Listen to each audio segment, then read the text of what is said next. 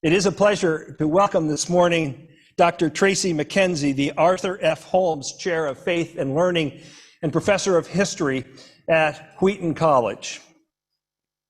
Many are concerned for the future of American democracy. We read about it, we hear about it, we probably talk about it, especially in our current climate of extreme partisan polarization. C.S. Lewis once observed years ago that there are really only two reasons to support majority rule. One is because you have faith in human nature. The other is because you don't. Our founders had the latter view. They structured our Constitution with a healthy appreciation for human sinfulness. But somewhere along the way, Americans forgot and rejected this theological foundation, adopting the view that we're individually good and collectively wise, the teaching of the Bible notwithstanding. Which leads us to where we are today. Tracey McKenzie contends that a first step towards a healthier democracy lies in redefining ourselves as we, the fallen people, and that Christians must lead the way. As we take seriously the sin within our own hearts, and as well as we see the image of God in our political opponents, that's always hard to do, both our testimony to the world and the conversations within our own congregations will be leavened with a new measure of humility and love. Tracey joined the Wheaton College History Department in the fall of 2010 after 22 years on the faculty of the University of Washington. Most of his research then focused on the effects of the American Civil War on the economy and society of the Upper South. His first book investigated the economic effects of war and emancipation on the Southern countryside during the Civil War. Then when he came to Wheaton, he turned his attention to the ways in which American evangelicals have remembered the national heritage. And toward that end, he wrote a book on memory of the first Thanksgiving titled The First Thanksgiving, What the Real Story Tells Us About Loving God and Learning from History. We have had that book in our church library for a while. And most recently, We the Fallen People, the Founders and the Future of American Democracy, coming to a church library very near you quite soon. Tracey, welcome. It's wonderful to have you this morning.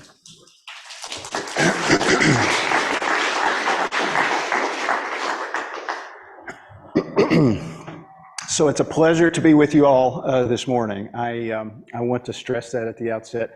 I think it is often considered an obligation to make that kind of statement, but I just want to tell you I could not mean it more sincerely. One of my favorite writers is the Christian essayist and poet and novelist Frederick Buechner. I don't know if that name rings a bell with anyone. Buechner has said that if you're searching for your vocation, that the best place to begin is at the intersection of the world's deep need and your heart's deep gladness. And if he is correct in that, I know what my own vocation is.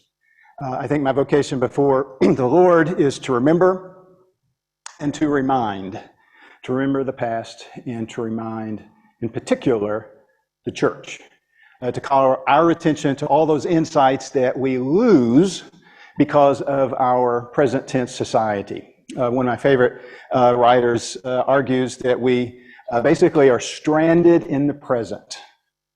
And I love that word picture, the idea of being cast away on a desert island, cut off from much of civilization. Demographers tell us that 93% of all the individuals who have ever drawn breath on this planet have passed on.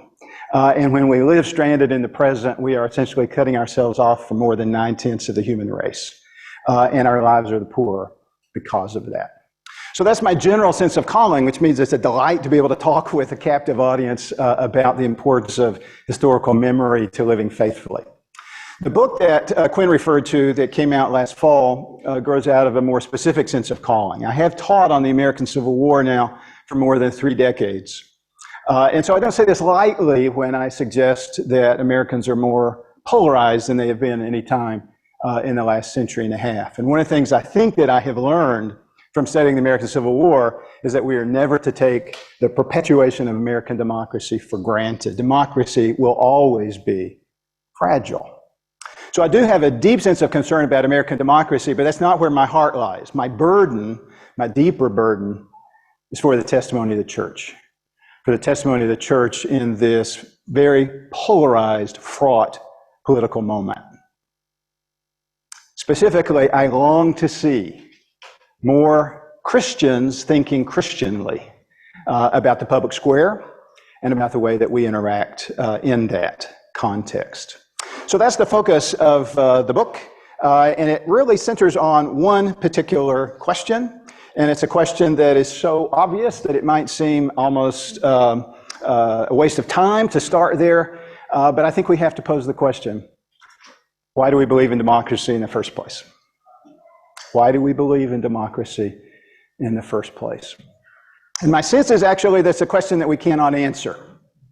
It's one of those sort of ironies of human existence that as long as a question is debatable in a particular community, we talk about it, we argue over it, we think deeply about it, we develop informed perspectives on it. But the moment that a culture begins to agree on a matter is the moment that we gradually begin to cease understanding why we have that commitment in the first place. And I think that's true with regard to American democracy. It's a question that we think has been settled for 2 centuries, so why waste our time on it? The result of that is, I think most of us fall into one of 2 categories in the way that we would address this question. I get this insight from one of my favorite writers on American democracy, Alexis de Tocqueville. So Alexis de Tocqueville, you probably know, French aristocrat, comes to the United States in 1831 at the age of 25. Pursuit of humanity. And so in 9.5 months, he visits 17 states, he interviews more than 200 individuals. He goes home and he thinks about what he has seen and heard for the next 8 years, and then he writes a 900-page meditation on his thinking. I think Democracy in America is the most important, most penetrating book ever written on America, and the most important, most penetrating book ever written on democracy, both of those things. It is well worth our time. This is what he says. I put this, by the way, on the syllabus of every course that I teach. He says, basically, you can count on it that most human beings will fall into one of 2 conditions. They will either believe without knowing why, or they will not know precisely what to believe. They will believe something strongly that they really have not plumbed, to use Tocqueville's words, that they have not thought deeply about, but yet feel very strongly about it. And then objections rise. Perhaps the way of thinking and being that we took for granted, that we assumed was intrinsically superior, no longer seems to satisfy, no longer seems to be responsive, no longer seems to be developing the good things that we ask from it. And when that happens, Tocqueville says, we begin to have doubt. We no longer know what to believe. Now, I think this explains, or describes at least, the American situation today with regard to democracy. We certainly know the opinion polls show what? That more and more Americans are willing to say that they are, frustrated with democracy, that they're not sure they have faith in it anymore. More and more Americans are increasingly willing to say when the surveyor calls on the telephone and asks, what do you think about a form of government characterized by a strong leader that's not accountable to an elected legislature or to the electorate generally? The World Democracy Fund, the World Values Survey, the Pew Charitable Trust have been asking this question for the last 30 years. What proportion of Americans say today that a form of government characterized by a strong leader, not accountable to regular elections, might be a good form of government? Do you know? It varies depending upon the survey between 1/4 and 2/5 of the American electorate. Now, the name for a form of government that is characterized by a strong leader, not accountable to regular elections, is what? It's a dictatorship, right? I don't think that Americans really would say, yeah, I think a dictatorship would be the way to go. And yet their willingness to say that points both to a deep sense of frustration and to, I think, evidence of not having thought very deeply about their commitment to democracy in the first place. So that's where we find ourselves, but of course as Christians, that's not where we must allow ourselves to stop. What is our urgent aspiration? I think we find it in Paul's letter to the church at Corinth, where in part sort of exhortation, part admonition, he says, we demolish arguments and every pretension that sets itself up against the knowledge of God, and we take captive every thought to make it obedient to Christ. When I was a new professor at the University of Washington a million years ago, I would meet regularly with two Christian graduate students, and we would have read something in advance, and we were coming together to talk about how our faith might matter to the way that we study the past. And we had a motto, and that motto was every thought captive. We were sort of nerdy. We had to have a motto for our group, but that was exciting, and it was stimulating to think that we might be taking every thought captive. But that's not easy, and it's particularly not easy when it comes to American democracy. And that's because of what American democracy is. I think it's a kind of an amorphous phenomenon. It is a set of institutions. It is a set of practices by which we translate the will of the majority into the policy of the government. But it's more than that. I think democracy only exists in tandem with a set of values. Values that become sort of inextricably intertwined with those institutions. Values that are simultaneously reflecting and shaping our hearts. But here's the problem. The values that inform the way that we think about American democracy have been so dominant for so long that they're invisible to almost all of us. They are values that we are born into a world where they are dominant, at least for most of us if we've been born in this country. And they're values that we readily come to see as inevitable, as obvious and natural. And values that we see as obvious and natural and inevitable are not values that we think deeply about, because we assume that there is no other way. Now, when it comes to American democracy, I would argue there are many values, but I think there is one that may be the most foundational value that we bring to our thinking about democracy, and the one that we're almost the most likely to be oblivious to. And that is the value that C.S. Lewis referred to in that passage that Quinn quoted just a few minutes ago. It's an understanding of human nature. And I don't think we can see what our understanding of human nature is in our political engagements, because it has so long been the obvious and the only, in our mind, alternative. So what do we do? Well, here is my evangelistic message for the power of the past. We cannot understand ourselves by ourselves. We cannot see ourselves rightly when we are cut off from 93% of the human race. And so if we want to see ourselves, we go to other times and places where the assumptions are totally different, where the dominant view is perhaps one that's categorically contradictory to what we think is obvious. And then we sit in that tension and we wrestle with that. And we see ourselves with new eyes, and for the first time, have the opportunity to take those thoughts captive. Because here's the scary thing about Paul's exhortation. When he says take every thought captive, you might be all there. Yeah, like I was with my young graduate student friends 35 years ago. That's what we want to do. We're going to take those thoughts captive and sort of remake the world. But you cannot take that captive thoughts that you're unaware that you hold. That is what is so scary and so dangerous about our present-mindedness. We will be conforming to the culture and be utterly oblivious to it. So what do we need to do? So what I'd like to do with you for just a few minutes this morning is to take us back to the late 18th century. So we'll spend some time with the framers of the United States Constitution. And we'll ask this the simple question, what did they believe about human nature? Now, Christians who have been interested in the founding generation and the prominent founding fathers rarely, this is not a hard and fast rule, but rarely focus on this question. The question that we tend to want to wrestle with is the question, were these true followers of Christ? Were they Christian?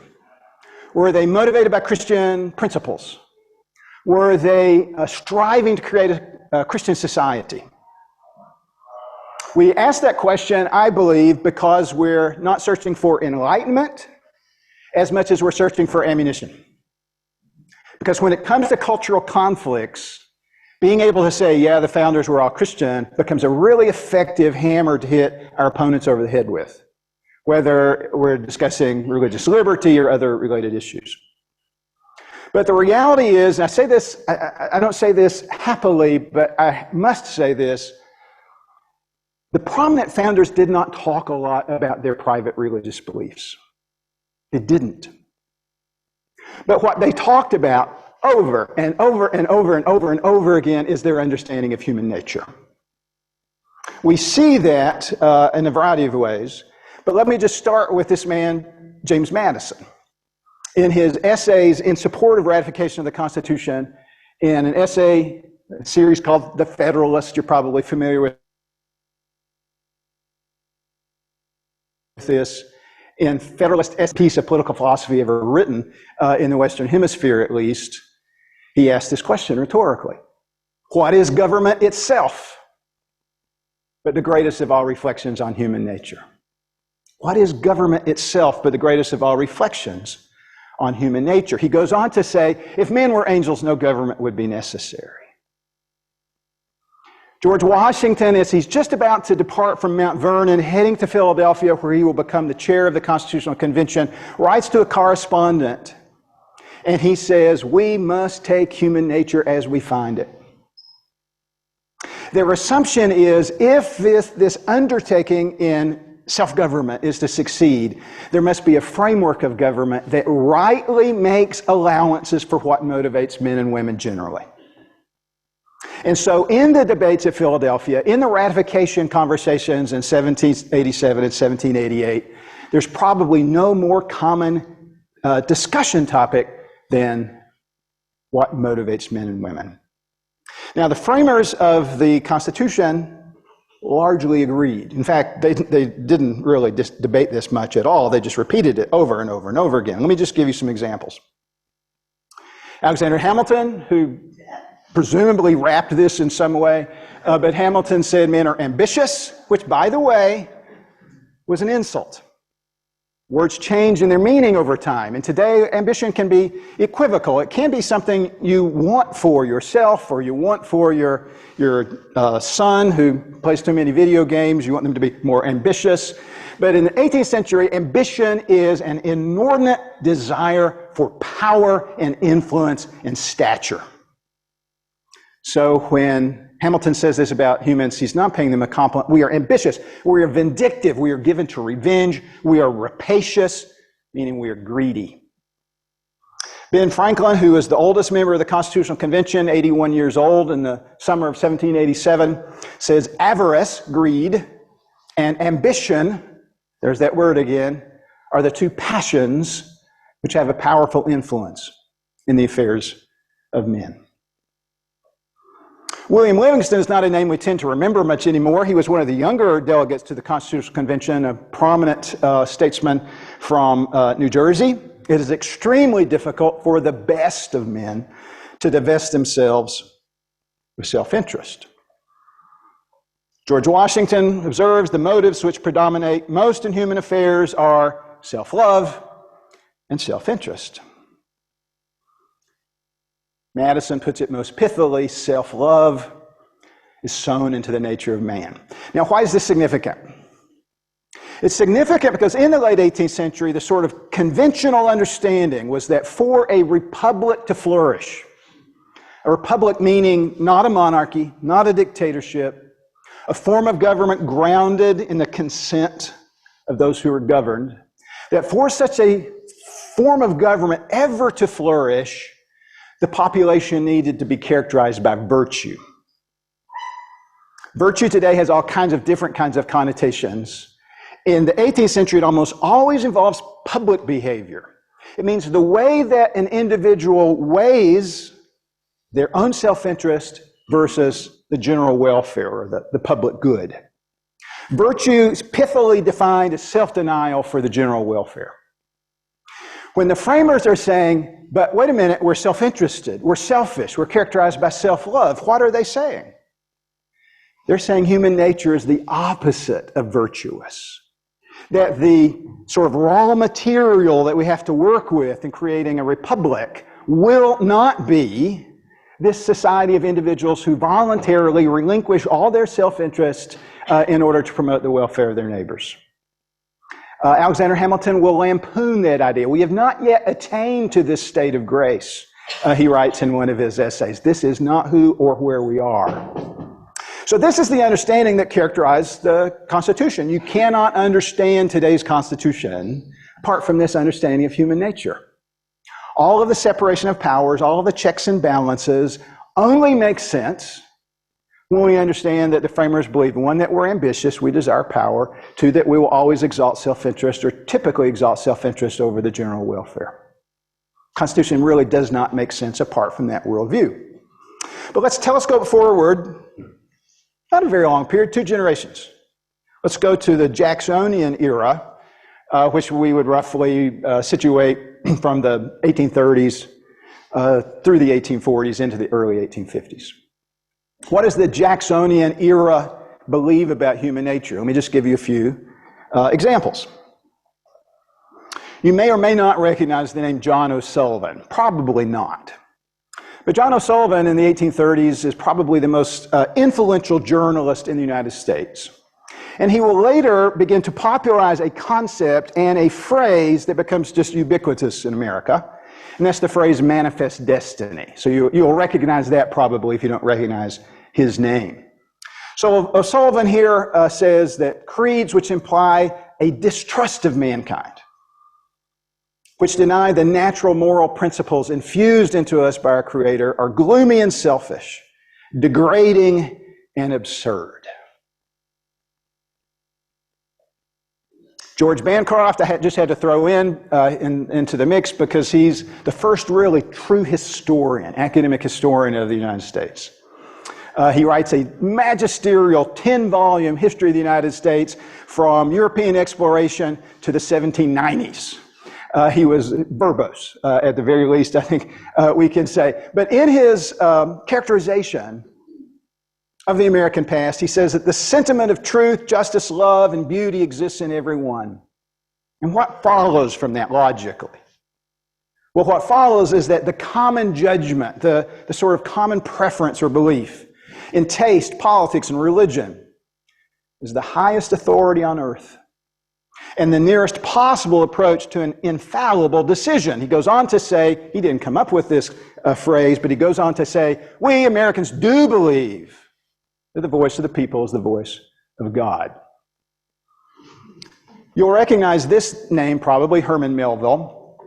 Maybe you have bitter memories of being required to read something that he wrote. But as this influential thinker, Melville, in one of his novels, a novel titled White Jacket, has his protagonist in the very last paragraph of the novel sort of turn to the American people, in a sense, and tell them what they need to hear, what Melville wants them to embrace. Long enough have we been skeptics with regard to ourselves and doubted whether indeed the political Messiah had come.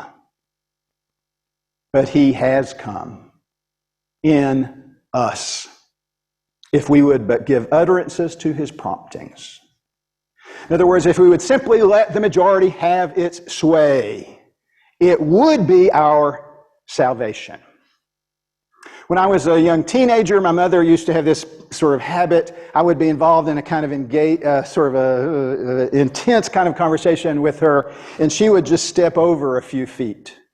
And I would say, what are you doing? She said, I'm just moving a little bit away, so when the lightning strikes, I won't be hit as well. And I often think of this. The Messiah has come in us. Shouldn't we be moving ourselves away from that? But so we have journalists, and we have novelists, and we have academics, but towering above them all in influence is this man. And if you've ever held a $20 bill, in your pocket, you recognize the picture. This, of course, is Andrew Jackson, who does not create this transformation, does not create this changing understanding of human nature, but embodies it wonderfully, effectively. And here's just some examples. These are drawn from his farewell address when he is concluding his second term as president, beginning almost ready to transition into civilian life. You may have, at some point in your studies, been exposed to George Washington's farewell address. In fact, it is still sometimes assigned in schools. And Washington in 1796 had taken time in his address to the American people to remind them of their tendency to abuse power. Compare that with what Andrew Jackson says. He praises the people as enlightened, as patriotic, as marked by good sense and practical judgment, as distinguished for their intelligence and their high tone of moral character. He goes on to say that the people are uncorrupted and incorruptible, and that nothing can ever impede the country's greatness as long as they remain true to themselves. Or as they like to say on the Hallmark Channel, what is your heart telling you? You can never go wrong. You just follow your heart. Jackson was saying that 2 centuries before the Hallmark movie came about. So where does this leave us all? Where does this leave us? Well, it leaves us where Quinn started us, with a quote from C.S. Lewis from an essay that's not too often read today, an essay titled Membership. But I think it is a profound essay for thinking Christianly about democracy. Lewis said, and this is what I call the startling realization, there are 2 opposite reasons for being a Democrat. Now we need to be very clear, this is lowercase d, he's not talking about the party, he just means in the most general sense, there are 2 opposite reasons for believing in majority rule. You may think all men so good that they deserve a share in the government of the Commonwealth, and so wise that the Commonwealth needs their advice. This, by the way, is what I call the democratic gospel. We are by nature good, and democratic faith that majority preferences will be wise and just. You may believe that, he says. On the other hand, now if you believe that, of course, you want to distribute political influence as widely as possible, because you'll think that the general welfare suffers if everyone is not heard. Then he says, on the other hand, you may believe fallen men to be so. I always have to stress that this is his word, not mine. I'm not making this up. It jars our ears today to hear someone to say that humans can be so wicked, but that's the word that he uses, so wicked that not one of them can be trusted with any responsible power over his fellows. Now, what I would hope that you are doing even now is thinking about these 2 understandings of human nature that are exact opposites, and striving to think Christianly about them, and arriving at your own conclusion of whether one or the other is more consonant with the teachings of Scripture. Lewis did not have to agonize over that. He was quite confident. So you notice I had some ellipses. I left out some things. Let's go back to what he has to say. Let's start with that understanding of democracies that says we are both individually good and collectively wise, and for that reason I champion democracy. And Lewis says, in my opinion, that is the false, romantic doctrine of democracy. But when I start with the assumption that because we are self-interested, because we privilege our own interests above the general welfare, we cannot trust any one individual, any small group of individuals to exercise power over the rest of us. Which means that because we have these flaws in our nature, we want to distribute power as broadly as possible. That, Lewis says, I believe to be the true ground of democracy. Lewis goes so far as to say, I believe in democracy because I believe in the fall of man. Let me suggest to you just one way that it'll rock your world to think of it this way. Political philosophers going back to the period of the founding often, I'm not talking about the framers of the Constitution, but men like John Locke or Thomas Hobbes in the period before the founding, they posited what they call a state of nature. And in this state of nature, basically society was democratic. The political voice was distributed broadly across the community. But then over time, powerful individuals would begin to dominate and oppress and create injustice in the society. And then another dominant individual would rise up and offer, in exchange for a measure of your freedom, a measure of security. And so the most common way of thinking about government was that it had evolved in an exchange where individuals gave up some of their freedom in exchange for security. Another way of putting it is that they abandoned democracy, which is our natural state, usually for something like a proto-monarchy. Lewis would have us to believe that that's entirely wrong. We don't fall from democracy, we fall to democracy, according to Lewis. Does that make sense to you? The reason Lewis says we should be embracing democracy is because we are so conscious of the fall. And we see the broad distribution of power as one of the ways that we try to make allowances for the fall's effects. Now, I'm not going to belabor these points, except to say that when Lewis made his argument around 1950, he was able to draw on Scripture in both Testaments. He was able to draw from Augustinian theology, from the great Protestant Reformations of the 16th and 17th centuries. He was able to draw from the dominant sort of Protestant teachings from the pulpit for centuries. So I want to suggest that today, when nearly 70% of identifying Christians tell surveyors that they believe that men and women are basically good by nature, that the burden of proof to prove that position is on them, not on us.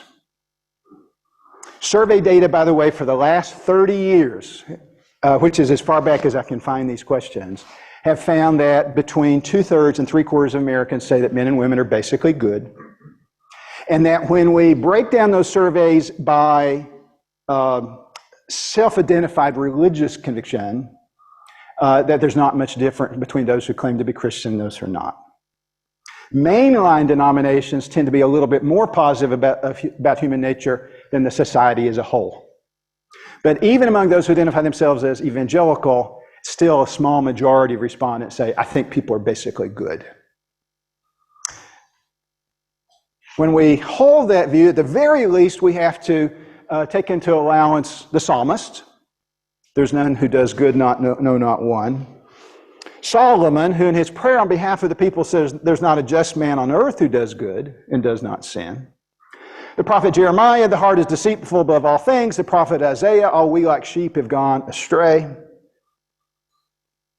All have sinned and fall short of the glory of God. We all stumble in many things. If we say we have no sin, we deceive ourselves. And if you remember the rest of that verse, and we call God a liar. And then Christ himself, there's none who is good, no, not one. He says this when a teacher of the law comes up to him and says, what must I do? What good thing must I do to inherit eternal life? And Jesus says, why are you talking to me about what is good? There's no one who's good but God alone. Augustine, I love this quote from the City of God just because there's so many syllables in the key words. It makes me feel, pretty educated. But he says that human nature as a result of the fall is vitiated, which means corrupted. And that human nature is now characterized by two overarching drives, one of which is recalcitrance, which is this sort of bristling, instinctive resentment of authority, of rightful authority. Who are you to tell me what to do? And concupiscence, which Augustine said was illicit desire. So Augustine is saying that basically we want to rule ourselves and please ourselves. That is the consequence of the fall. In the Presbyterian tradition, the Westminster Confession of Faith, here talking about sanctification, says, yes, sanctification ideally is unfolding throughout our lifetimes, but it is never complete in this life. There abiding still some remnants of corruption in every part, whence arises a continual and irreconcilable war, the flesh lusting against the spirit, and the spirit against the flesh. What the Westminster Divines were saying is that if you don't feel daily a struggle between the flesh and the spirit, it's not because you have overcome the flesh, it's because you've given up. All right? That struggle is part of what it means to live in this world. So where does this leave us? I want to suggest that Americans have embraced democracy for the wrong reason. I think we see that in political rhetoric over and over and over and over and over again. And I think rhetoric matters. In the public sphere, far more important than any kind of factoids or any kind of theories from policy sort of long, will be the story we tell one another about who we are and where our hope lies and where the danger that we need to fear is situated. All political arguments involve those components. I think one of the ways to evaluate the rhetoric you hear is to take seriously the observation of this man. You probably come across this quotation at some time. Alexander Solzhenitsyn, writing about his experiments in a Soviet labor camp after the Second World War, and reflecting on what, in his view, is perhaps the great insight that he gained in that experience. That the line separating good and evil passes not through states, nor between classes, nor between political parties either, but right through every human heart. Here's my challenge to us all today. Every argument that you hear of a political nature, whether it would be on a cable television program or on some form of social media, a Facebook page or something like that, it is saying something about where the line between good and evil runs.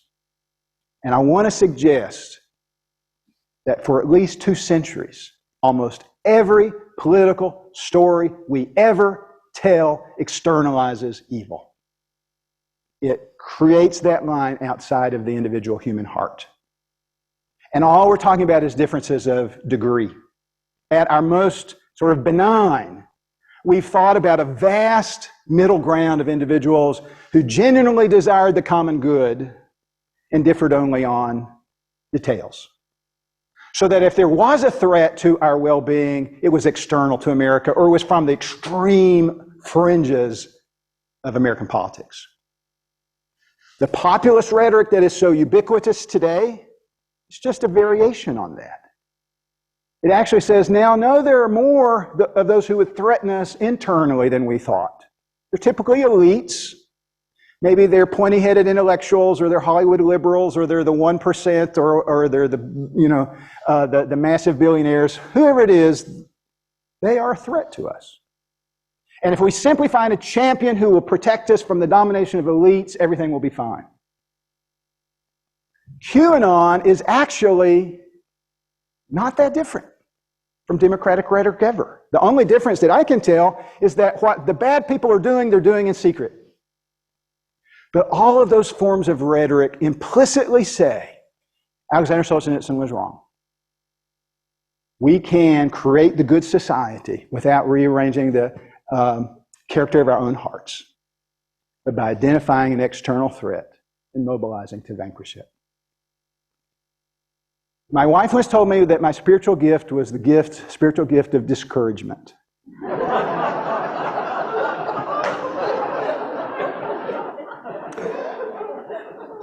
I recognize that this may not be causing you to sort of leap inside for joy. I get that.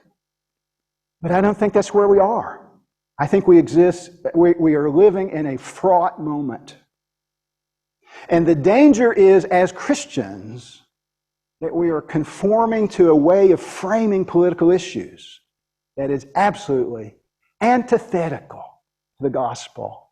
And the danger, tragedy is, we're utterly unaware of it. I think, the precursor to joy is often deep conviction. And so maybe that's where we need to be. I could go on and on, but I need to stop here and give us at least a little time for some questions and responses. Well, let's express our appreciation.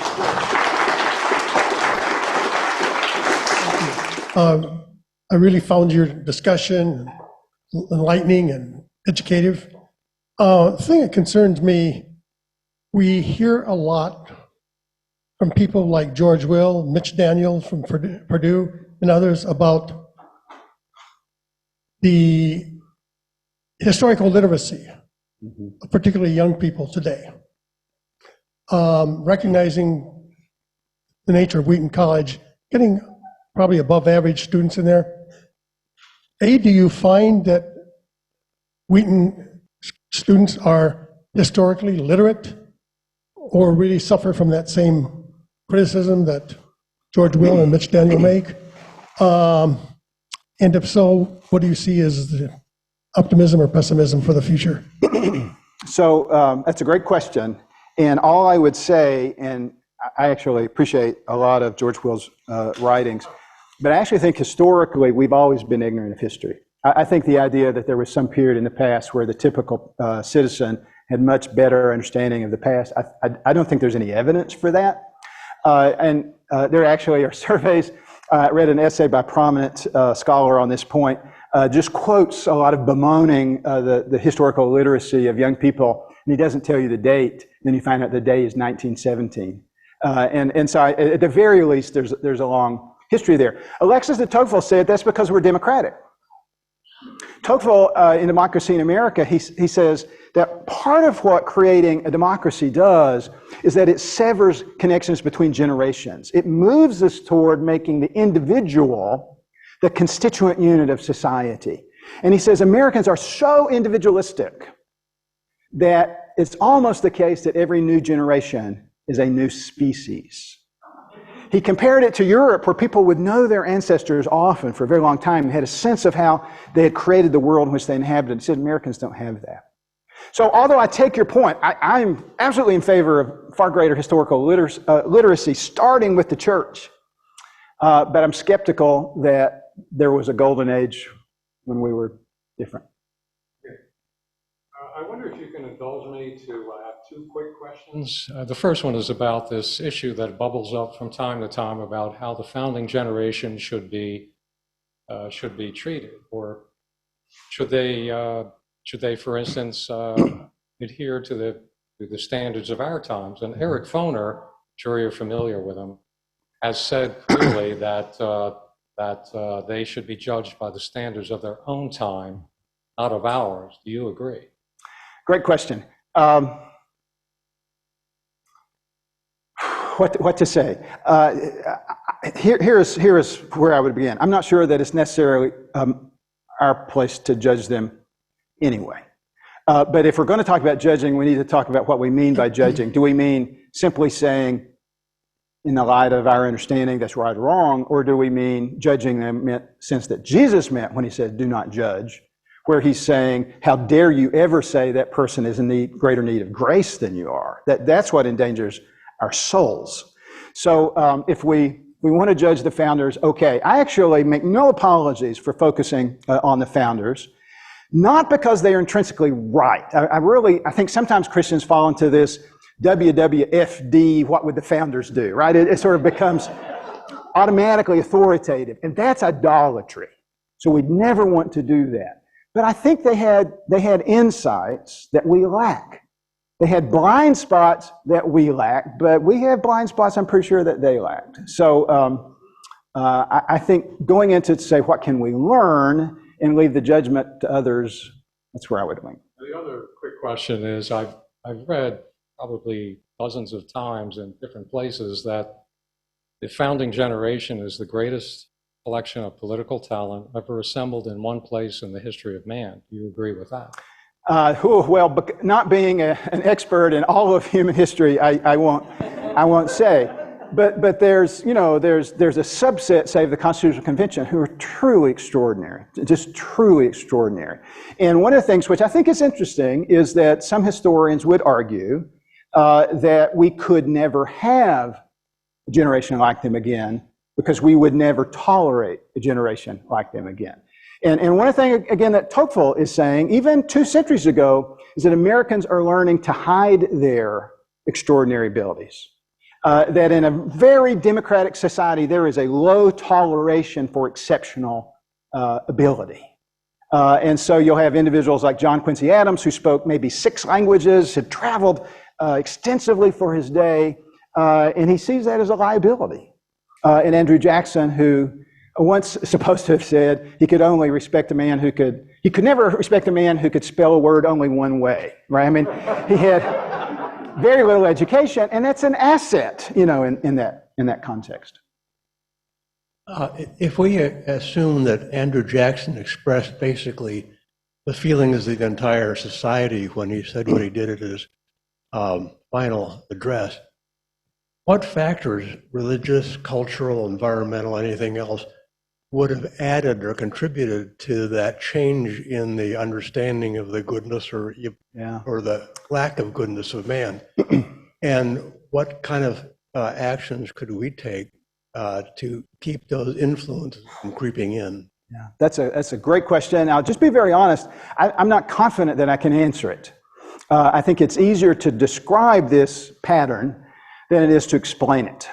I do think, excuse me, that lots of things are going on. One is in the area of religion. There is a gradual transformation taking place in Protestant theology.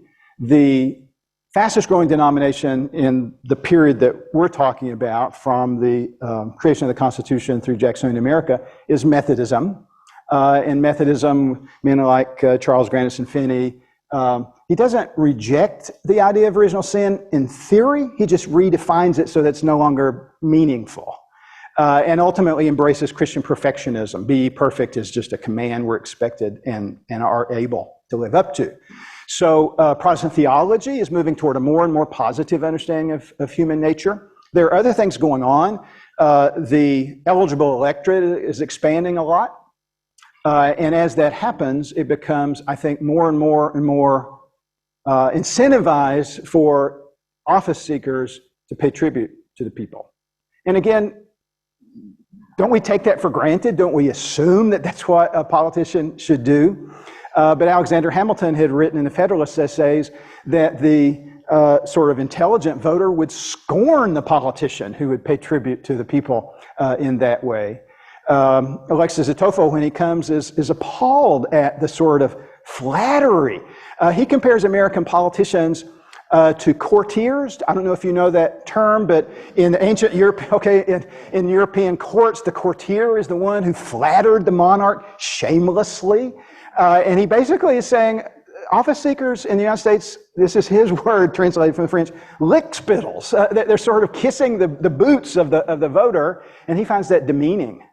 So I'm not really answering your question except to say I think there are lots of things going on, that the incentive structure in politics is changing, that theological understandings of human nature may be gradually changing. And I think there's lots of other things that I won't go into. I actually think the transportation revolution changes the way people think about themselves.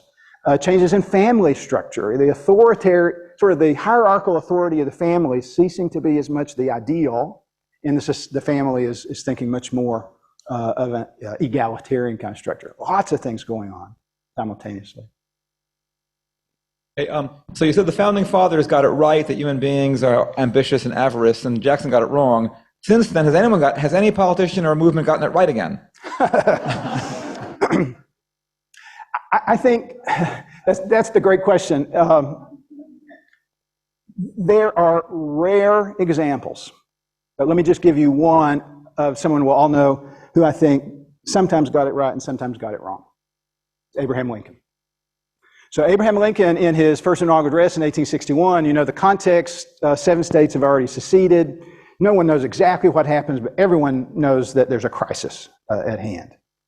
And Lincoln, in his inaugural address, sort of speaking rhetorically to the South, says there's just no reason to rush into some sort of extreme response. He says then, if God be on your side, you of the North, or on your side, you of the South, his will be reflected in the wishes of the majority. Now, he wasn't saying the voice of the people is the voice of God, but that's what he meant. Or at least that was the logical implication there. That was not Lincoln at his best. 4 years later, as you know, in his second inaugural, what does he say? He says both sides are praying the same God. Neither's prayers are answered fully. Why is that? Because the Almighty has his own purposes. His purposes are so far above and beyond our partisan conflicts, right? So I think he got it right powerfully. But the interesting thing is, when we remember the second inaugural, talking about just broadly in the culture, we'll remember things like with malice toward none, with charity to all, which is a wonderful phrase. But you never hear the Almighty has his own purposes, which was really Lincoln's acknowledgement of a humble limitations on his understanding of who is right and who is wrong. Actually, at the beginning of this month, Ron White was with us, and we looked at that meditation on the divine will. So a few people here actually have seen it, and that's a really important one. Yeah. We've got a question from online before we get over to back to the room, and this is posed in the form of, I suppose, do you agree or not? Would the founders disparage the current notion of Christian nationalism, in quotes, as a selfish notion that rejects the legitimate interests and values of fellow human beings with other faiths? And obviously this person thinks perhaps they would. What do you think? Well, that was I was going to say that was probably not neutrally framed, and it would be utterly irresponsible for me to answer with a single syllable, yes or no, right? This is a big question, and it's hard to answer. So I'm not going to say yes. I'm going to say they would not appreciate Christian nationalism as it is often manifested today. I believe that is true. At the same time, I think we have a lot of evidence that they thought religion of the right kind often played a positive impact on the functioning of the society. And the reason I'm so hesitant is the whole discussion about Christian nationalism gravitates, we know this, right? It gravitates to the extremes, where either we are creating something that is almost a kind of mandate of scriptural authority for all, or we are saying the framers desired a godless constitution, a wholly secular public square. Neither is true. Their understanding is very complicated. What the framers are often doing is holding two conflicting views simultaneously in tension. They associate the religious wars in England in the 17th century as part of the dangers when you have religious divisions within a society. But they absolutely believed that religion was one of the forces that could most push people, at least, away from their natural selfishness into more virtuous behavior. So you have to have religion, and religion is dangerous. Both. Yeah, next question. All right, well, I have a simple question because I'm a reasonably simple person, but hopefully not a simpleton. Early on, we're talking about self-love. In the Torah, Leviticus, and in the New Covenant, love your neighbor as yourself. So how do you figure out how much love you're going to have for yourself to give to your neighbors? Thank you. That's great. No, that's a good question. And I think part of this is we just have to always be mindful of the context in which these quotes are coming that I'm talking about. So in the Constitutional Convention or in the debates over ratification afterward, when they're talking about self-love, they are always talking about it in the context of a society that is debating whether people are virtuous or not. And in the context of that debate, as I said, virtue means something very specific. It means it means I do deny myself for the good of the whole. And so when they're saying someone loves themselves, they're saying, the framers are saying, that's not actually what motivates your behavior. If we followed Christ's example and actually loved all the way that we love ourselves, that would be a different story, but that really was not ever really what they were thinking about. Let's try to get two more questions. You make a powerful case, but my question is, how much of that power is by drawing extremes?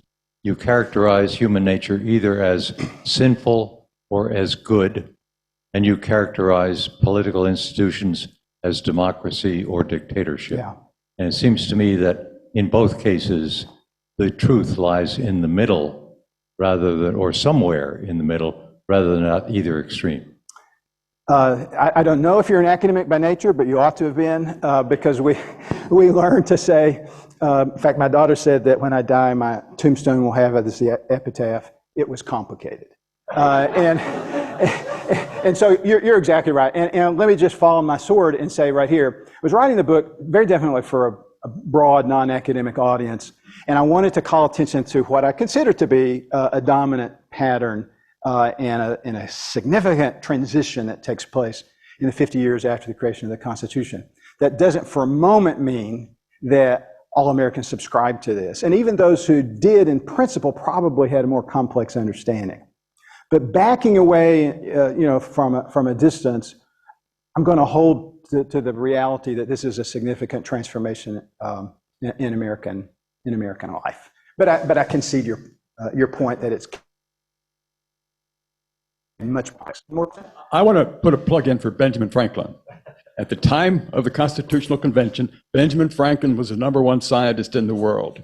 His textbooks on electricity went through numerous editions, French, German, Italian. The respect that he got in Europe was because they knew he was the top scientist in the world. Although you started with the founders and you had one question of who got it right. And I would say the founders got it right because, well, they felt, I guess I should be asking this in the form of a question.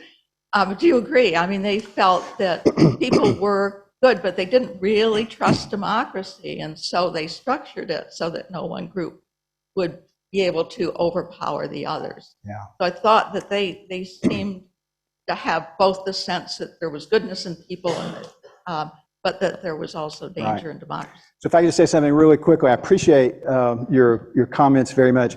I am not really wanting to argue that the framers' view was systematically, much less thoroughly, Christian. In some respects, they clearly departed from what I think is the orthodox teaching about human nature. They did believe it was possible for someone to overcome the tendency to selfishness and practice virtue. Abigail Adams likened it to the stone of Sisyphus that you push up the hill all day long and it's constantly wanting to fall down. But they would have said it was possible. But as Christians, if we say, was their view reconcilable with what we believe Scripture teaches? I think it largely was. The one clarification I would make is I don't think it's the whole story to say they mistrusted democracy. I think the whole story is they mistrusted human nature, which meant that any form of government has the potential to oppress. And it just happens, and Madison says this explicitly, it just happened that in the United States, as he's writing in the 1780s, it's very certain that the majority is where the power is going to reside.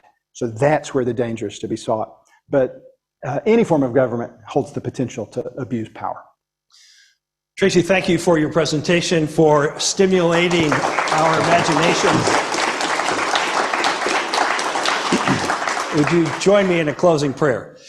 Gracious God, we would be faithful to you above all else, and students of Scripture and what Scripture teaches.